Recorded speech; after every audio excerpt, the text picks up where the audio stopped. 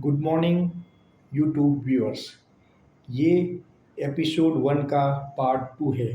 Episode 1 में हमने discuss किया था let's call it a day. It is a one phrase, it means to end activity, it's means to stop some activity which we are doing.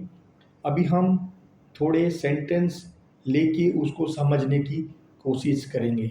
तो पहला sentence है I am exhausted, let's call it a day and finish it tomorrow.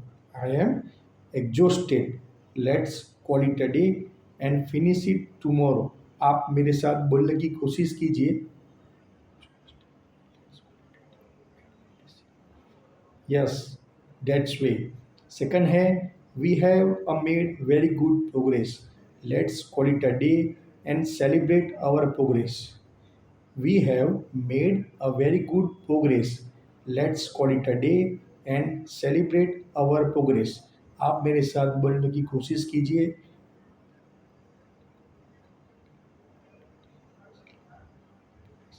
That's nice. Thank you. Bye bye.